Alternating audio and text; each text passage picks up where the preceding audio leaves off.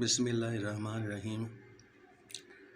हमारा टॉपिक है resolution of A vector into its rectangular components, यानी कि किसी वेक्टर को रिज़ॉल्व करना उसके रेक्टेंगुलर कंपोनेंट्स में।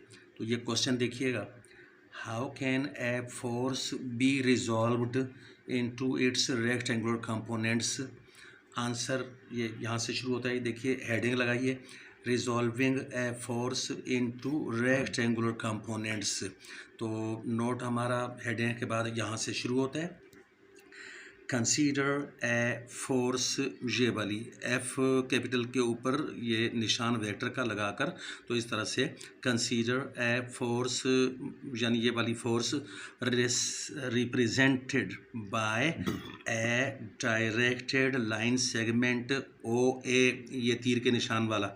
तो ये देखिए ये directed line segment O A है, इसके साथ वेक्टर एफ को शो किया गया है। तो इस तरीके से ये वेक्टर एफ रिप्रेजेंट हो गया ये directed line segment O A के साथ। ये नेक्स्ट पेज पर देखिए, we draw a perpendicular A B through the point B on the X axis. हम परपेंडिकुलर ड्रा करते हैं, उस परपेंडिकुलर का नाम ए बी है। ये देखिएगा ये ए बी परपेंडिकुलर ड्रा किया है हमने, तो ये एक्स एक्सिस है, ये देखिए ये एक्स एक्सिस, और एक्स एक्सिस के ऊपर ये पॉइंट बी तक यानी ए बी ये परपेंडिकुलर हमने ड्रा किया है। ये वो पहले वाली डायग्राम ही है, पिछले पेज पर जो डायग्राम उसी के ऊपर, मतलब ये है कि उसको हमने आगे दोबारा ड्रा करके, तो ये ए बी ये परपेंडिकुलर ड्रा किया है। और ये इस तरह से आगे देखिए, 10 वी ऑब्टेन ओ बी, ये निशान जो है डायरेक्टेड लाइन सेगमेंट का है। तो इस तरह से हमें ये देखिएगा ये ओ बी, यानी ये परपेंडिकुलर ड्रा करने से हमें एक तो ये O B directed line segment, ये देखिएगा तीर के निशान वाली लाइन सेगमेंट, यानी directed line segment O B ये हमें मिली है। इसको हमने एफ एक्स कहा है, तो इसीलिए यहाँ पर ये equals to F X vector ये हमको हासिल हुआ।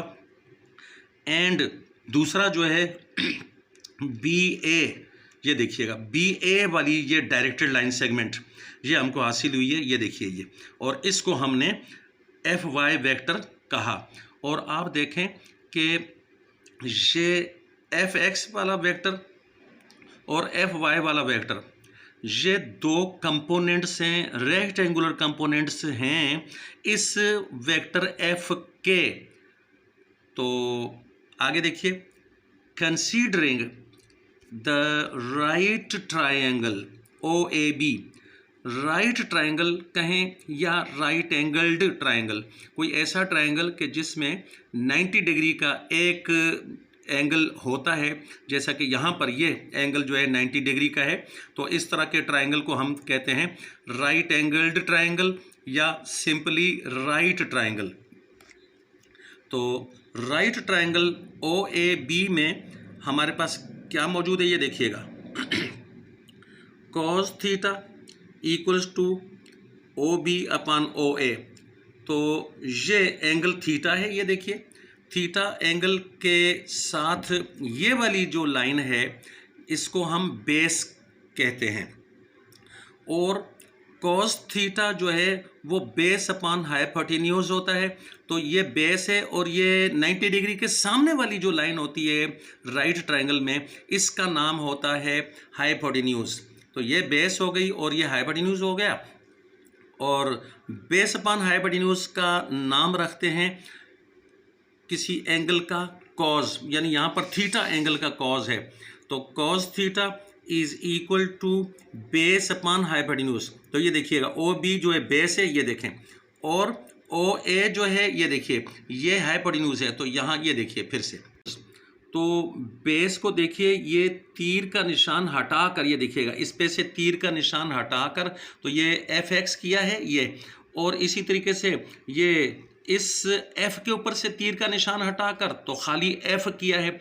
ऐसा हमने इसलिए किया है कि ये सिर्फ मैग्नीट्यूड्स हैं, सिर्फ मेजरमेंट्स हैं। हमें इस वक्त इससे कोई गर्ज नहीं है कि ये एफ एक्स की डायरेक्शन कौन सी है और इस एफ की डायरेक्शन कौन सी है।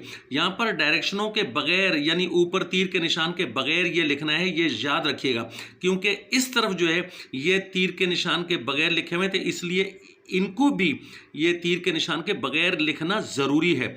और इनको तीर के निशान के बगैर क्यों लिखा है? इसलिए कि ये मेजरमेंट्स हैं और बी के दरमियान। ये देखिएगा, ये और बी के दरमियान में जितनी मेजरमेंट है उसको हम ओ बी कहेंगे। इसी तरीके से ओ ए के साथ जितनी भी मेजरमेंट है उसको हम ओ ए कहेंगे, इररिस्पेक्टिव ऑफ दिस के उसकी डायरेक्शन कौन सी है। डायरेक्शन का यहाँ जिक्र करने की ज़रूरत है ही नहीं है। तो इस तरीके से ये देखिए, ये आगे डायरेक्ट जो है हमने ये इम्प्लाइज दैट का निशान लगाकर, तो ये एफ एक्स, ये देखिएगा एफ एक्स को इक्वल्स टू करके तो इस एफ को इसके साथ मल्टीप्लाई करके रखना है। ये देखिए, ये F X equals to F cos theta, यहाँ से ये दरमियान से इसको छोड़ देंगे तो F X is equal to F cos theta. ये अगर किसी को न समझ में आता हो तो उसको इसकी बेस बनाने की ज़रूरत है, यानी इससे पहले चीज़ें सीखने की ज़रूरत है। और अब दूसरी चीज़ देखिए, ये वाली साइड, यानी कि ये ए बी की मेजरमेंट जो है वो, और उसके साथ ओ ए की मेजरमेंट आएगी, तो वो मैं अगले पेज पर आपको दिखलाता हूँ। ये देखिएगा, ये यहाँ पर ये देखिए ए बी की मेजरमेंट।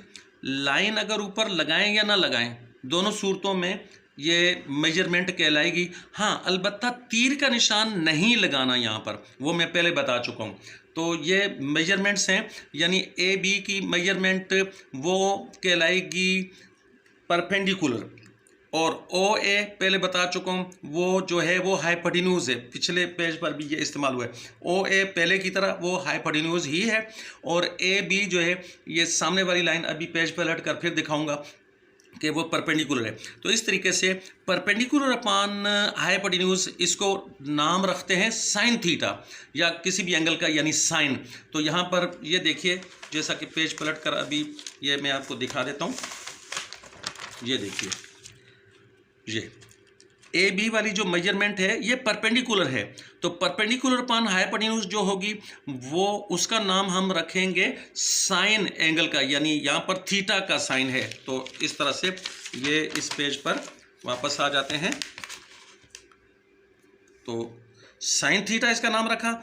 और फिर वो जो ए बी वाली मेजरमेंट है उसके सामने वो वेक्टर का निशान हटाकर तो एफ वाई करना है। जैसे पहले एफ एक्स वाला वेक्टर का निशान हटाया था तो एफ एक्स रह गया था, और इसी तरीके से एफ वाई वाला वेक्टर का निशान हटा देंगे, और इस एफ का भी वेक्टर का निशान हटाकर एफ वाई अपान एफ का मतलब यही है जो ये दोनों हैं। और ये देखिएगा, ये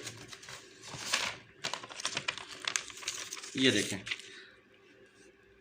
इस मेजरमेंट में से ये वेक्टर का निशान हटाकर ये रह जाएगा एफ वाई, और इस मेजरमेंट में से वेक्टर का निशान हटाकर रह जाएगा खाली एफ। और फिर आगे तो बहुत आसान है, वो पहले की तरह ही ये हम करेंगे। ये देखिएगा, this equals to this multiplied by this, तो यूँ कर लेंगे F Y equals to F multiplied by sine theta, तो ये ऐसे हो जाएगा। ये देखिए, इम्प्लाइज दैट का निशान लगाकर F Y equals to F sine theta. इस तरह से हमारे पास दो रेक्टेंगुलर कंपोनेंट्स, यानी रेक्टेंगुलर कंपोनेंट्स के फार्मूले आ गए हैं। एक फार्मूले का नाम ये रखना है, ये देखिएगा, ये F X equals to F cos theta, और दूसरे फार्मूले का नाम है F Y equals to F sine theta. तो इस तरीके से सवाल में जो कहा गया था कि रेक्टेंगुलर कंपोनेंट्स फाइंड करें वेक्टर एफ के, तो हमारे पास दो रेक्टेंगुलर कंपोनेंट्स आ गए। एक रेक्टेंगुलर कंपोनेंट हुआ F X equals to F cos theta, और दूसरा रेक्टेंगुलर कंपोनेंट हुआ F Y equals to F sine theta. तो यहाँ पर हमारा ये लेक्चर ख़त्म हो गया।